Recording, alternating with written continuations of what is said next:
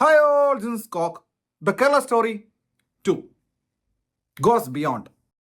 Kerala story ഇറങ്ങിയ സമയത്ത് ഞാൻ സിനിമ കണ്ട് റിവ്യൂ ചെയ്തിട്ടുണ്ടായിരുന്നു. അതുകൊണ്ട് അതിനെക്കുറിച്ച് ഞാൻ വീണ്ടും സംസാരിക്കുന്നില്ല. അത് പിൻ ചെയ്യാം ആ വീഡിയോ.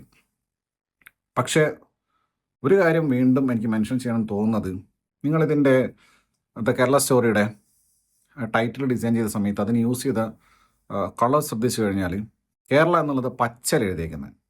I repeat, പച്ചൽ. അത് നിങ്ങൾ ഉദ്ദേശിക്കുന്ന പോലെ കേരളത്തിൻ്റെ ഹരിതാപയും പച്ചപ്പും കണ്ടിട്ട് ഒരു പച്ചൽ എഴുതിയല്ല. അതായത് പാകിസ്ഥാൻ്റെ പച്ച, പാകിസ്ഥാൻ്റെ കൊടിയിലെ പച്ച. പണ്ട് രാഹുൽ ഗാന്ധി കേരളത്തിലെ പ്രചാരണത്തിന് വന്ന സമയത്ത് മുസ്ലിം ലീഗിൻ്റെ കൊടി കണ്ടിട്ട് നോർത്തിൽ മൊത്തം ഇത് പാകിസ്ഥാൻ്റെ കൊടി പ്രചരിപ്പിച്ചിട്ടുണ്ടായിരുന്നു. മലപ്പുറം പച്ച.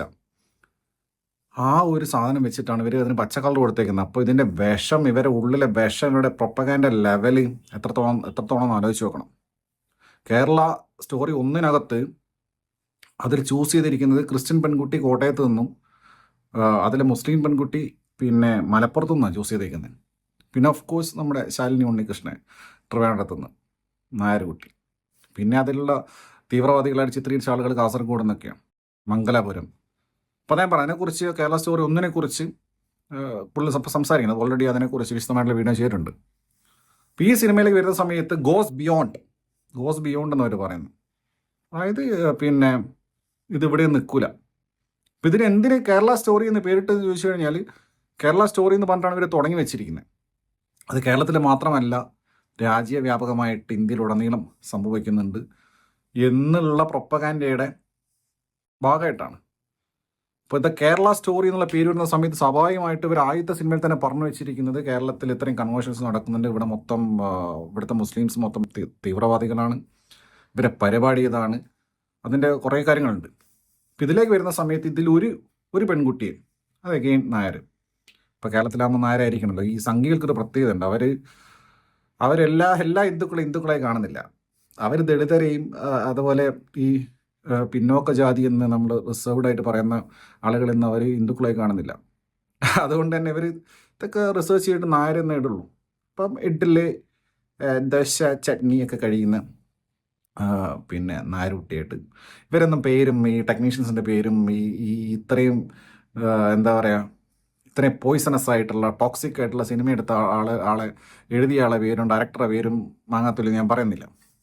അതിവിടെ പ്രസക്തിയില്ല.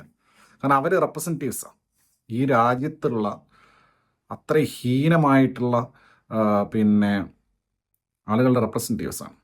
അപ്പോൾ ഇതിലെ ആക്ടേഴ്സിനെ ഞാൻ പറയുന്നില്ല, മേക്കേഴ്സിനെ ഞാൻ പറയുന്നു. അപ്പോൾ എന്തുമാത്രം പ്രൊപ്പഗാൻഡ അറിയാം ഇവരുണ്ടാക്കാൻ ശ്രമിക്കുന്ന വിഷത്തിൻ്റെ വ്യാപ്തി എന്ന് പറഞ്ഞാൽ ചില്ലറയില്ല. അപ്പോൾ ഞാൻ പറഞ്ഞത് 3 ഹിന്ദു പെൺകുട്ടികൾ, ഓക്കെ. അപ്പം 3 ആളെയും ട്രാപ്പ് ചെയ്യാൻ വേണ്ടി വരുന്ന 3 മുസ്ലിം യുവാക്കൾ.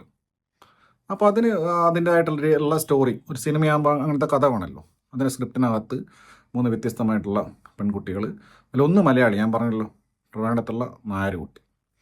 പിന്നെ 2 പെൺകുട്ടികൾ വേറെ സംസ്ഥാനത്താണ്. പിന്നെ നോർത്തിലുള്ളവർ മുസ്ലിം തീവ്രവാദികളായിട്ടുള്ള ഇസ്ലാമിക് സ്റ്റേറ്റിന് വേണ്ടിയിട്ട് കൺവേർഷൻ നടത്തുന്ന, ഇന്ത്യ പൂറ എന്താക്കണം, ഇസ്ലാമിക് സ്റ്റേറ്റാക്കി മാറ്റണം എന്ന് പറഞ്ഞ് നടക്കുന്ന വേറെ 3 യുവാക്കൾ, മുസ്ലിം യുവാക്കൾ. അപ്പോൾ അവരെയും അങ്ങനെ കാസ്റ്റ് ചെയ്ത് വെച്ചേക്കുന്നത്. അപ്പോൾ ഈ സിനിമയുടെ കാര്യം പറയുകയാണെങ്കിൽ ഇതിൽ സ്പോയിലറും ഇതൊക്കെ പറയും. കാരണം ഈ സിനിമ എല്ലാവർക്കും പോയി കാണാൻ താല്പര്യം ഉണ്ടാവില്ല. അതുപോലെ തന്നെ ഇതെല്ലാവരും കാണേണ്ട കാര്യമില്ല. ഇത് തള്ളിക്കളയേണ്ട സാധനമാണ്. ബീങ് എ റിവ്യൂവർ ആയതുകൊണ്ട് മാത്രം ഞാൻ ഈ സാധനം പോയി കണ്ടത്. കാരണം ഇത്രയും സിനിമ സകല തീട്ടപ്പടങ്ങൾ റിവ്യൂ ചെയ്യുന്ന ഞാൻ ഈ ഒരു സാധനം, ഈ ചാണാക്കുഴി സാധനം എന്തായാലും കണ്ടിട്ട് അതിനെക്കുറിച്ച് പറയണമല്ലോ, നാളെ അറിയേണ്ടത് അതിനെക്കുറിച്ച്. അതുകൊണ്ട് തന്നെ പണ്ടും പോയി കണ്ടത്, അല്ല വേറെ ഇതിൻ്റെ പുറകിൽ വേറെ ഇൻട്രസ്റ്റ് ഉണ്ടായിട്ടൊന്നുമല്ല. ഇതിനെക്കുറിച്ച് സംസാരിക്കണം എന്ന് എനിക്ക് നിർബന്ധമുള്ളതുകൊണ്ട് ഞാൻ സംസാരിക്കുന്നത് സിനിമയെ കണ്ടിട്ട്. അപ്പോൾ ഞാൻ പറഞ്ഞു വന്നത് എന്താ വെച്ച് കഴിഞ്ഞാൽ, ഇപ്പോൾ ഇവരിങ്ങനെ ഒരു സാധനം, ഒരു പ്ലോട്ട് സെറ്റ് ചെയ്ത് വെച്ചേക്കുക. 3 ഹിന്ദു പെൺകുട്ടികൾ, 3 മുസ്ലിം യുവാക്കൾ. അപ്പോൾ ഇവർക്ക് 3 ആൾക്കും 3 തരത്തിലുള്ള ഫ്ലേവേഴ്സ് കൊടുത്ത്, ഒന്ന് ഒരു സിവിൽ സർവീസിനെ പ്രിപ്പയർ ചെയ്യുന്ന കുട്ടി, അതാണ് മലയാളി പെൺകുട്ടി. മറ്റൊരു കുട്ടിക്ക് റീൽസ് എടുക്കണം, കുറേ പിന്നെ ഫോളോവേഴ്സ് വേണം, പൈസ ഉണ്ടാക്കണം, ഒരു ടിപ്പിക്കൽ ഒരു കണ്ടംപററി ഒരു പെൺകുട്ടി. അതാണ് ഡാൻസ് കളിക്കാൻ വേണ്ടി ഉള്ള ഒരു പെൺകുട്ടി, റീൽസ് എടുത്തിട്ട്. 3ാമത്തെ പെൺകുട്ടി ഒരു വേറെ കാറ്റഗറി പിടിക്കണമല്ലോ. അപ്പോൾ അവൾ സ്പോർട്സിൽ കുന്തെറിയുന്ന ജാവലിൻ ത്രോ എറിയുന്ന കുട്ടി.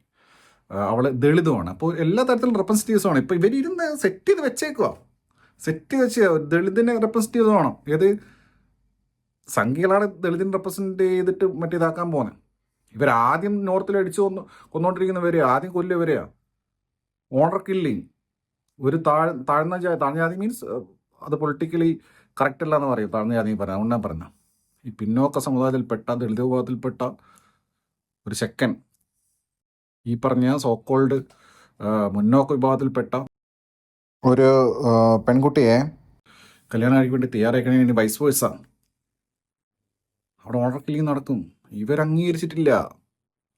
RSSും സംഘപരിവാറൊന്നും അംഗീകരിച്ചിട്ടില്ല ദളിതര ഹിന്ദുക്കളായിട്ട്. അപ്പോൾ അത് ഈ വിഷയത്തിൽ നിന്ന് മാറിയിട്ട് ഞാൻ പറയുന്നില്ല. അപ്പം ഞാൻ പറഞ്ഞു എന്താണെന്ന് വെച്ച് കഴിഞ്ഞാൽ അപ്പോൾ ഇങ്ങനെ സെറ്റ് ചെയ്ത് വെച്ചു. അപ്പോൾ മൂന്നാമത്തെ ആൾ ഒരു ദളിത് ഫ്ലേവർ കൂടി കൊടുത്തു. ഇത് ഈ ജാവലിൻ ത്രോൻ്റെ കുട്ടി. ഇവർ 3 പേരെയും വ്യത്യസ്തമായ രീതിയിൽ, ഒരുത്തൻ ഭയങ്കര ഒരു ജേർണലിസ്റ്റ്, മറ്റേ ഫ്രീ തിങ്കർ ജേർണലിസ്റ്റ് ആയിട്ട് വന്നിട്ട് സലാം അസ്ലാം അങ്ങനെ മുസ്ലിം പേരായിട്ടോ മുഹമ്മദ് ചേർത്തിട്ടാൽ മതിയല്ലോ. അപ്പോൾ അങ്ങനെ ഉള്ള ഒരാൾ, അതാണ് മറ്റേ സിവിൽ സർവീസായിട്ട് കണക്റ്റ് ആവുന്നത്. പിന്നെ മറ്റവനാണ് ഏറ്റവും വൃത്തികെട്ടവൻ, ഈ റീൽസ് കളിക്കുന്ന പെൺകുട്ടിയെ വിളിച്ചവൻ. അവനെ അങ്ങനെയാണ് ചിത്രീകരിച്ചേക്കുന്നത്. കാരണം അവൻ അങ്ങനെ ആ രീതിയിലുള്ള ഒരുത്തനായിട്ട് ഒരു ഫ്ലർട്ടീഷ്യസ് ആയിട്ടുള്ള ഒരുത്തൻ. പിന്നെ മൂന്നാമത്തത് വേറൊരുത്തൻ, അവൻ ഹിന്ദു ആണെന്ന് പറഞ്ഞിട്ടാണ് അവളെ കല്യാണം കഴിക്കുന്നത്. പിന്നെയാണ് മുസ്ലിം ആണെന്ന് അവൻ റിവീൽ ചെയ്യുന്നത്. അപ്പോൾ ഇതിൻ്റെ സ്റ്റോറി ബാക്ക്ഗ്രൗണ്ട് സംഭവം മനസ്സിലായില്ല. അപ്പോൾ ഇവർ 3 പേരും സ്വന്തം വീട്ടിൽ ഹിന്ദുവായിട്ട് ജനിച്ചിട്ട് പോലും സ്വാതന്ത്ര്യമില്ല, അല്ലെങ്കിൽ പാരൻസ് പിന്നെ അവർക്കൊരു ഫ്രീഡം കൊടുക്കുന്നില്ല എന്നൊക്കെയുള്ളൊരു ബോധത്തിൻ്റെ പുറത്ത്, അങ്ങനെ ബോധ്യത്തിൻ്റെ പുറത്ത് ഇങ്ങനെ പോവാണ്. അപ്പോൾ തുടക്കത്തിൽ ഇവരെ നല്ല പളങ്ക് വെള്ള ചെറുപ്പക്കാരായിട്ടാണ്, മുസ്ലിംസ് ആണെങ്കിലും നല്ലതാണെന്ന രീതിയിലൊക്കെ ഇവരിങ്ങനെ അങ്ങനെ ഷെയ്ഡ് കൊടുത്ത് പിന്നെ ഇവരെ അങ്ങ് അതിഭീകരന്മാരായിട്ട് ചിത്രീകരിക്കുക.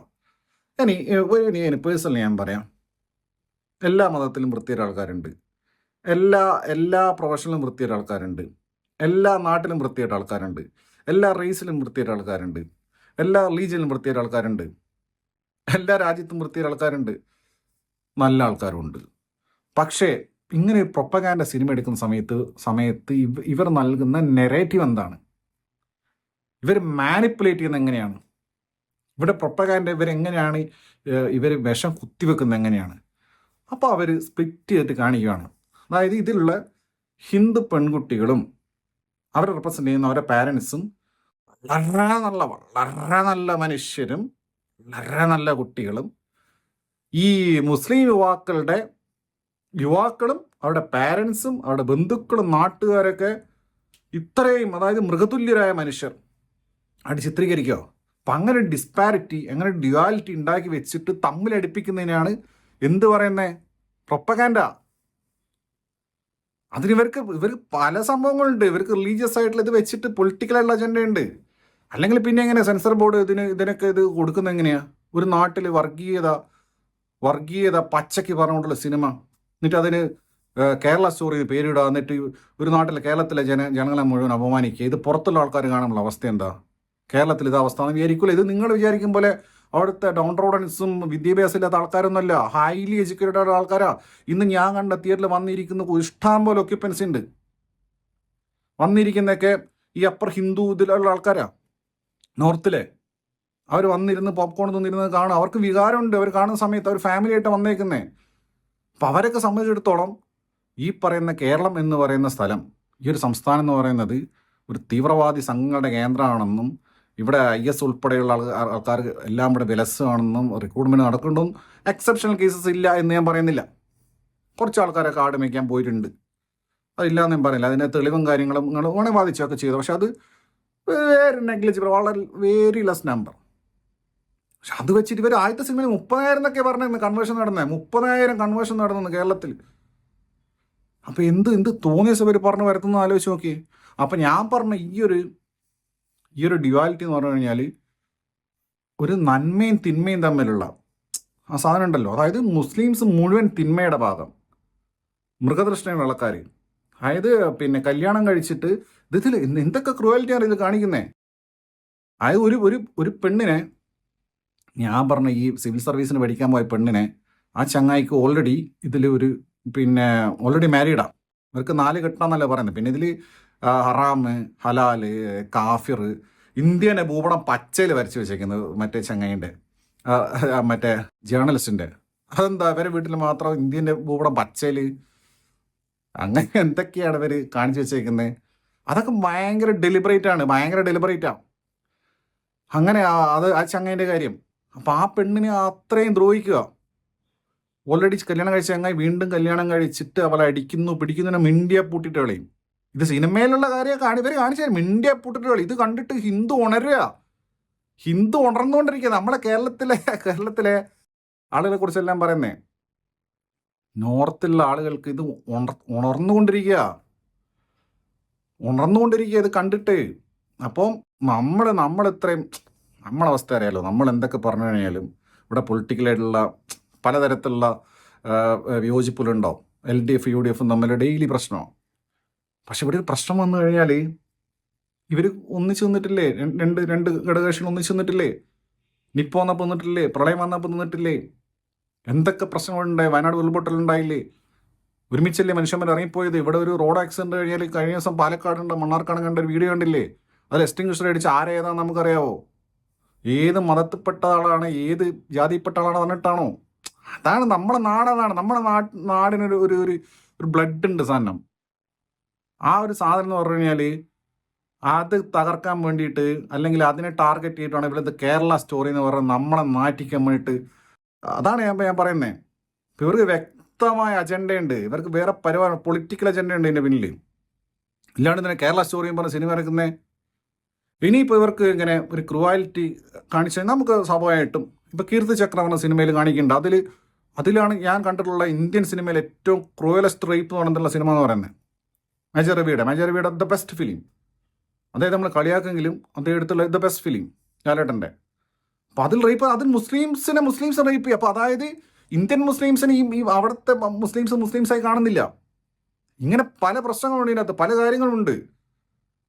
അവർക്ക് മുസ്ലിംസ് പറഞ്ഞാൽ അവർക്ക് വേറെയാ. അവരെ കൂടെ നിൽക്കുന്ന മുസ്ലിംസ് അവർക്ക് മുസ്ലിംസ് ആയിട്ടുള്ളൂ. അപ്പം അങ്ങനെ അതിൽ റേപ്പ് ആണ്. അതല്ല. ഇതിൽ എന്തൊക്കെയാണ് കാണിക്കുന്നത്? പിന്നെ ഞാൻ പറഞ്ഞ ഒരു കുട്ടിയുടെ IAS പഠിക്കാൻ പോകുന്ന കുട്ടിയുടെ രണ്ടാമത്തെ കുട്ടിയുടെ റീൽസ് ചെയ്യുന്ന കുട്ടീനെ ഇവർ എന്തൊക്കെ ക്രൂരത കാണിക്കുന്നത്? റീൽസ് എടുക്കാൻ സമ്മതിക്കില്ല. ആദ്യം ഇത് മറ്റേ പരിപാടി എന്ന് പറഞ്ഞേ, ഹലാലാന്ന് പറഞ്ഞേ, പിന്നെ ഇത് ഹറാമായി റീൽസ് എടുക്കുന്നേ. അപ്പോൾ അതങ്ങനെ കാണിച്ച് ആ വീട്ടിൽ എല്ലാവരും ഈ കുട്ടിയെ ആക്രമിക്കുക. എന്നിട്ട് ആ വീട്ടിൽ എല്ലാ സ്ത്രീകളും പറഞ്ഞിട്ട് സോംബികൾ വരും പോലെ ഈ കുട്ടി എന്ത് സീനാന്ന് കണ്ടിട്ട് ട്രെയിൻ ടു ബുസാൻ കണ്ടിട്ട് പോലും ഇത്രയും തോന്നിയിട്ടില്ല. സോംബികൾ വരും പോലെ വരിക, കുറേ പർദ്ദധാരികളായ സ്ത്രീകൾ ഈ കുട്ടിക്ക് നേരെ. ഇതിലും വലുത് മറ്റേ ആ ദളിത് റെപ്രസെൻറ്റേറ്റീവായിട്ട് ഇവർ റെപ്രസെൻ്റ് ചെയ്യുന്ന കുട്ടി, അവളെ റേപ്പ് ചെയ്യാൻ വേണ്ടി ഇട്ട് കൊടുക്കുക. അത് അവിടുത്തെ ഈ കല്യാണം കഴിച്ചു കൊണ്ടുവന്ന ചങ്ങായിൻ്റെ ബാപ്പ ഉൾപ്പെടെ ആളുകൾ റേപ്പ് ചെയ്യുക, ബന്ധുക്കൾ റേപ്പ് ചെയ്യുക, വരുന്നവരെ പോകുന്ന റേപ്പ് ചെയ്യുക. എന്നിട്ട് ഇവൻ്റെ ഉമ്മയാണെന്ന് തോന്നുന്നു പൈസ വാങ്ങിച്ചിട്ട് റേപ്പ് ചെയ്യാൻ വേണ്ടി ആൾക്കാരെ കയറ്റി വിടുക. റേപ്പ് ചെയ്യുക, ലോക്ക് ചെയ്യുക. ഇങ്ങനെ അരിസ്റ്റോട്ടിൽ പറഞ്ഞ സാധനമുണ്ട് കത്താസിസ് തിയറിനകത്ത്. അതായത് എക്സ്പെക്ടേഷൻ സംഭവിക്കും. അതായത് ഹിന്ദുക്കൾ ഇത് കാണുമ്പോൾ സ്വന്തം ഐഡന്റിറ്റി, ഹിന്ദുത്വ ഐഡന്റിറ്റി ആയിട്ട് സ്വയം ഈ ക്യാരക്ടേഴ്സിനെ ഐഡന്റിഫൈ ചെയ്തിട്ട് ഇവർക്ക് എന്തുണ്ടാവും? ഇവർക്ക് കത്താസിസ് ഉണ്ടാവും. അപ്പൊ അവർക്ക് അത് ഭയങ്കര പ്രശ്നം. ഇത് കഴിഞ്ഞ് പുറത്തിറങ്ങുമ്പോൾ ഇവർ നാളെ ഓൾറെഡി പിന്നെ ബീഫ് കഴിച്ച് മറ്റേത് പറഞ്ഞ് തല്ലിക്കൊല്ലുന്നുണ്ട് മുസ്ലിംസിനെ. നോർത്തിൽ ദളിതരെയും തല്ലിക്കൊല്ലുന്നുണ്ട്. അപ്പൊ ഇത് കണ്ടിറങ്ങുന്ന ഒരാൾക്ക് എന്ത് വികാരം? അങ്ങനെയാണ് ഇവർ പ്രസന്റ് ചെയ്തിരിക്കുന്നത്. അവസാനം ഞാൻ പറഞ്ഞ ഈ കുട്ടി, ഈ ജാവലിൻ ത്രോയിൻ്റെ കുട്ടി മാത്രം രക്ഷപ്പെടുന്നതിൻ്റെ അകത്ത്. അപ്പോൾ അവസാനം ശിവശംഭു ഹരഹര മഹാദേവ എന്നെല്ലാം പറഞ്ഞിട്ട് കറക്റ്റ്, അതായത് മുസ്ലിംസിനെതിരെ മറ്റേ ബുൾഡോസറും JCBയിലും വെച്ചിട്ട് ഇവർ തകർക്കുക മൊത്തം. അതായത് ഇവർ പാടില്ല, ഇവർ ഇന്ത്യയിലെ പാടില്ല, ഭൂമുഖത്തെ പാടില്ല. അങ്ങനെ ഉണ്ടോ? നിങ്ങളെ കേരളത്തിലെ പോട്ടെ, അല്ല നോർത്തിലെ പോട്ടെ, നമ്മളെ നാട്ടിലെ ആൾക്കാരെ നമുക്കറിയാലോ. അങ്ങനെയുണ്ട് മുസ്ലിംസ്. ഫുള്ള് തീവ്രവാദികള്, ഫുള്ള് പ്രശ്നക്കാര്, ഫുള്ള് വിഷം കൊണ്ട്, ഫുള്ള് പിന്നെ പെൺകുട്ടികളെ കൺവേർഷൻ. ഇത് എവിടുത്തെ ഏത് കേരള സ്റ്റോറി? എന്ത് തേങ്ങയാണ്? എന്താ അങ്ങനെ പേരിട്ടത്? എനിക്ക് മനസ്സിലായില്ല. ഇതിൽ മറ്റേ ബീഫിന്റെ സീൻ എന്ത് സീനത്? അതിലെന്താ അവർ ഉദ്ദേശിക്കുന്നത്? കേരളത്തിലുള്ള ഹിന്ദുക്കളൊന്നും ബീഫ് കഴിക്കൂല, നോർത്തിൽ കഴിക്കൂലായിരിക്കും. ചിലപ്പം അവർക്ക് കഴിക്കുന്നതിൽ ബുദ്ധിമുട്ടുണ്ടോ, അല്ലെങ്കിൽ അവരത് ഹൈഡ് ചെയ്യുന്നുണ്ടാവായിരിക്കും. അത് പരസ്യമായിട്ട് കഴിക്കാൻ മടി വരും. നമ്മളെ വേണം ബീഫ് കച്ചയം പറഞ്ഞ് കഴിക്കൂലേ? നമ്മൾ ബീഫ് കഴിക്കൂലേ? ഇവിടെ ആരാ ബീഫ് കഴിക്കാതെ എത്ര ഹിന്ദുക്കളുണ്ട് ഇവിടെ? ഇവിടെ beef it's A common food. പിന്നെ ഇവിടെ ആരെങ്കിലും ബീഫ് കഴിക്കാൻ തടയാൻ പോയിട്ടുണ്ടോ? ഇല്ല. ഇവിടെ ആരെങ്കിലും പോർക്ക് കഴിക്കാൻ തടയാൻ പോയിട്ടുണ്ടോ? ഇല്ല. ഇവിടെ ഓരോ മനുഷ്യന് ആവശ്യമായിട്ടുള്ള ഫുഡ് അവരവർ കഴിക്കുന്നു, അതിനുള്ള സ്വാതന്ത്ര്യം ഇവിടെ ഉണ്ട്. അതാണ് ഇവിടെ ഇടതും വലതും ഉള്ളതിൻ്റെ ഗുണം. മറ്റേ എക്സ്ട്രീം വലതെല്ലാം പറയുന്നേ, BJP RSS എല്ലാം പറയുന്നേ. ഇനിയിപ്പോൾ കോൺഗ്രസ് വന്നു കഴിഞ്ഞാലും പിന്നെ നമ്മുടെ ഇടതുപക്ഷം വന്നു കഴിഞ്ഞാലും വലിയ അപകടമില്ല. കാരണം എല്ലാ ഭക്ഷണം കഴിക്കുന്ന ആൾക്കാരാ. ഇത് മറ്റേ പറയല്ലേ, ബീഫ് കഴിച്ചിട്ട് ഉള്ളിക്കറിയെന്ന് പറയല്ലേ, പേടി. അപ്പോൾ അതാണ് അതിൻ്റെ വ്യത്യാസം. അപ്പോൾ ഇവിടെ കുറേ ആൾക്കാർക്ക് എന്തുകൊണ്ട് പോർക്ക് ഫെസ്റ്റിവൽ നടത്തുന്നില്ലാന്ന്. നാളെ ഇവിടെ കേരളത്തിലോ അല്ലെങ്കിൽ നോർത്തിലോ പോർക്ക് കഴിച്ചതിൻ്റെ പേരിൽ ഒരാളെ തല്ലിക്കൊന്നിട്ട്, ഒരു ഹിന്ദുവിനെ തല്ലിക്കൊന്നിട്ടുണ്ടെങ്കിൽ, അല്ലെങ്കിൽ കേരളത്തിൽ പോർക്ക് കഴിക്കുന്ന ഏതെങ്കിലും മറ്റു മതക്കാർ തടഞ്ഞിട്ടുണ്ടെങ്കിൽ ഇവിടെ പോർക്ക് ഫെസ്റ്റിവൽ നടത്തും. ചുമ്മാ കാര്യമായിട്ട് പിന്നെ CPM പോയിട്ട് അല്ലെങ്കിൽ SFI പോയിട്ട് പോർക്ക് ഫെസ്റ്റിവൽ നടത്തണോ? അതിലുള്ള റിലവൻസ് വേണ്ടേ? അത് അങ്ങനെ നടത്താനുള്ള ഒരു സിറ്റുവേഷൻ്റെ കോണ്ടക്സ്റ്റ് ഇവിടെ വേണ്ടേ? പോർക്കാരും തടയാത്തടുത്തോളം കാലം പോർക്കെല്ലാവരും കഴിച്ചോ? ഇവിടെ ബീഫ് തടയുന്നതുകൊണ്ട്, നോർത്ത് തടയുന്നതുകൊണ്ട് ഇവിടെ കഴിക്കുന്നത് നമ്മൾ ഈ സിനിമയിൽ ഇങ്ങനെ കാണിച്ചുകൊണ്ടാ. കേരളത്തിൽ ആരും ബീഫ് കഴിക്കൂല, കേരളത്തിലെ സ്ത്രീകൾ ബീഫ് കഴിക്കൂല. എന്നിട്ട് എന്താണ്? നിർബന്ധിച്ച് കഴിക്കുമ്പോൾ തുപ്പിക്കളയുക, എന്നിട്ട് വോമിറ്റ് ചെയ്യുക. അപ്പോൾ കാണുന്ന ലോകത്തുള്ള എല്ലാവരും എന്താ വിചാരിക്കുക? മാലോകരൊക്കെ എന്താ വിചാരിക്കുക? കേരളത്തിൽ മുസ്ലിംസ് ഹിന്ദുക്കളെ നിർബന്ധിച്ച് ബീഫ് കഴിപ്പിക്കുന്നു, അല്ലെങ്കിൽ കേരളത്തിലെ ജനങ്ങളാരും, ഹിന്ദുക്കളായിട്ടുള്ള ജനങ്ങളാരും ബീഫ് കഴിക്കാത്തവരാണ്. ഇങ്ങനെ തെറ്റിദ്ധരിപ്പിക്കുമല്ലേ? അതുകൊണ്ടല്ലേ നമ്മൾ വ്യാപകമായിട്ട് ബീഫ് കഴിച്ചത് കഴിഞ്ഞ കുറച്ച് ദിവസങ്ങളായിട്ട്, ഇതിൻ്റെ ട്രെയിലർ വന്നതിന് ശേഷം. അപ്പോൾ ഇതൊന്നും പരിപാടിയൊന്നും, നിങ്ങളെ പരിപാടി നിങ്ങൾ നോർത്തിലൂടെ ഇവിടെ നടത്തിക്കൂടാ. ഇവിടെ സഖാവ് പിണറായി പറഞ്ഞ പോലെ കടക്ക് പുറത്ത് ഇവിടെ നടക്കൂ നിങ്ങളുടെ പരിപാടി. ഇത് ഞാൻ സിനിമയെ അടിസ്ഥാനപ്പെടുത്തി ഇത്രയും പൊളിറ്റിക്കലായിട്ട് ഞാൻ സാധനം സംസാരിക്കാറില്ല, പക്ഷേ വളരെ മോശം. പിന്നെ ഈ സിനിമയുടെ റിവ്യൂ പറയാൻ പോലെ പറയുകയാണെങ്കിൽ നല്ല അസല് സീരിയൽ, കണ്ണീർ നാടകം. അച്ഛൻ കരയുന്നു, അമ്മ കരയുന്നു, അച്ഛ അമ്മേ പറഞ്ഞിട്ട് പിന്നെ മകള് കരയുന്നു, ഒരുത്തി പിന്നെ കിടന്ന് നിരങ്ങുന്നു, വേറൊരുത്തി കരഞ്ഞ് മൊട്ടയടിച്ച് എന്ത് കാണിക്കുന്നു. അങ്ങനെ സിനിമ എന്ന നിലയ്ക്ക് നാടകീയത, കുറേ സെൻറ്റിപ്പാട്ടും കുറേ മറ്റേ ഗ്രൂപ്പ് ഡാൻസും നാടോടി നൃത്തവും, ഇതൊക്കെയാണ് സിനിമ എന്ന നിലയ്ക്ക്. സിനിമ ടു സിനിമ കമ്പയർ ചെയ്യുമ്പോൾ കേരള സ്റ്റോറി 1 സിനിമ എന്ന നിലയ്ക്ക് ടെക്നിക്കലി അത് എടുത്തു വെച്ച രീതി, അതിലെ കുറേ കാര്യങ്ങൾ, അതിലെ പരിപാടിയൊക്കെ സിനിമ എന്ന നിലയ്ക്ക് കുറച്ചുകൂടെ നല്ല മേക്കിംഗ് ഒക്കെ ആയിരുന്നു. ഇത് മേക്കിങ്ങും കൊള്ളൂല, പിന്നെ ഇതിൽ പ്രസൻറ്റ് ചെയ്ത പരിപാടിയും കൊള്ളൂല. ആക്ടേഴ്സിൻ്റെ പെർഫോമൻസ് ആയി കഴിഞ്ഞാലും അതിനാടകീയമായ പെർഫോമൻസാണ്. കരഞ്ഞിങ്ങ് നിലത്ത് കിടന്ന് ഉരുള് എന്തൊക്കെയാണ് കാണിക്കുക. അങ്ങനെ മൊത്തത്തിൽ വെറുതെ കെട്ടൊരു സിനിമ. ഇതൊരു സിനിമ എന്ന് പറഞ്ഞു കഴിഞ്ഞാൽ ഇത് കണ്ടു കഴിഞ്ഞാൽ നിങ്ങൾ എന്തെങ്കിലും OTT ഇറങ്ങും, നിങ്ങൾ കണ്ടു നോക്ക്. ഇതിൽ കാണിച്ചു വെച്ചിട്ട് അങ്ങനെ ലോകത്ത് ഒരു മനുഷ്യന്മാരെ ചിത്രീകരിക്കാൻ പാടില്ല, ഒരു വിഭാഗത്തിൽ ചിത്രീകരിക്കാൻ പാടില്ല. ഞാൻ പേഴ്സണലി വിശ്വസിക്കുന്ന എല്ലാ വിഭാഗത്തിലും നല്ല മനുഷ്യന്മാരുണ്ട്, ടോക്സിക് ആയിട്ടുള്ള ആൾക്കാരുണ്ട്, അല്ലെങ്കിൽ മോശമായിട്ടുള്ള മനുഷ്യന്മാരുണ്ട്. അത് ഒരു മതത്തിലെ മുഴുവൻ ആളുകൾ എങ്ങനെയാണെന്നും ഒരു മതത്തിലെ മുഴുവൻ ആളുകൾ നല്ലവരാണെന്നും പിന്നെ അങ്ങനെ ഒന്ന് ചിത്രീകരിക്കുന്നതൊക്കെ വളരെ മോശം, വളരെ മോശം. മാത്രം ഇത് കണ്ട് വികാരളകുന്ന ഇവർക്ക് ഉണരും. പണ്ട് ശശികല ടീച്ചർ എപ്പോഴും പറയണ്ട, സാധാരണ എല്ലാവരും ഉണർന്നാൽ പല്ലേക്ക് ചെയ്യുക, ഇവിടെ കുറച്ച് ആൾക്കാർ ഹിന്ദു ഉണരുക ചെയ്യുക. അപ്പോൾ അതുണ്ട്, അത് ഭീകരമായിട്ടുണ്ട്. അതിനെ എൻഹാൻസ് ചെയ്യാൻ വേണ്ടി ഉണ്ടാക്കുന്ന സിനിമയത്. ഇത് വല്ലാതെ പ്രൊപ്പൽ ചെയ്തു സാധനം. ഇത് നിങ്ങൾ വിചാരിക്കും പോലെ ഇല്ല. അത് നമുക്ക് ബുദ്ധിയും ബോധവും കുറച്ചൊരു വകതിരിവും തിരിച്ചറിവും കുറച്ച് ആ ഒരു പ്രോഗ്രസീവായിട്ടുള്ള മൈൻഡ് ഉള്ളതുകൊണ്ടാണ്. നമ്മൾ ജനിച്ചത് കേരളത്തിലായതുകൊണ്ടാണ്, നമുക്ക് അത്ര ലിറ്ററേച്ചർ ഉള്ളതുകൊണ്ടാണ്, നമുക്ക് അത്രയും മനുഷ്യൻ്റെ വാല്യൂ അറിയുന്നതുകൊണ്ടാണ്. നമ്മൾ ഒരുമിച്ച് അങ്ങനെ ഒരു സ്കൂളിൽ നിന്ന് വന്ന് പഠിച്ച്, ഒരു കോളേജിൽ നിന്ന് പഠിച്ച്, ഒരുമിച്ച് ഒരു സിനിമ കണ്ട്, ഒരു റെസ്റ്റോറൻറ്റ് ഒരുമിച്ച് ഫുഡ് കഴിക്കുന്ന ആളുകളാണ്. അപ്പുറം കഴിക്കുന്ന ബീഫ് കഴിക്കട്ടെ, ഇപ്പുറം ചിക്കൻ കഴിക്കട്ടെ, അല്ലെ പോർക്ക് മാത്രം കൊടുക്കുന്ന സാധനം ഉണ്ടല്ലോ, അവിടെ പോയിട്ട് പോർക്ക് കഴിക്കാൻ താല്പര്യമില്ല, ഇവിടെ കഴിക്കട്ടെ.